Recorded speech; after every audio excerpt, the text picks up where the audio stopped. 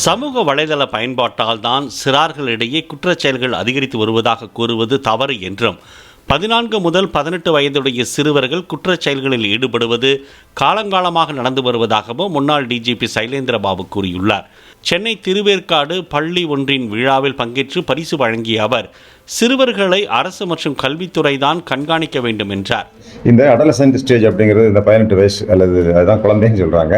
14 வயசுலேருந்து 18-20 வயசு வரைக்கும் உள்ள இளைஞர்கள் அவங்களுடைய பிஹேவியர் கொஞ்சம் வித்தியாசமாக தான் இருக்கும். ஸோ அது போன்ற நபர்கள் சில குற்றங்களில் ஈடுபடுறது காலகாலமாக நடந்துட்டு தான் இருக்கும். அதுக்கு சமூக பொறுப்பு உள்ளவங்க, சோஷியாலஜிஸ்ட், அரசாங்கம், கல்வித்துறை, பெற்றோர்கள் இவங்கெல்லாம் சேர்ந்து தான் அவங்கள கண்காணிக்கணும். ஒரு சில நிகழ்ச்சி நடந்தது அப்படிங்கிறதுக்காக சமூக வலைதளங்கள் மூலமாக தான் குற்றங்கள் நடக்குது அப்படின்னு நம்ம எதுவும் சொல்ல முடியாது.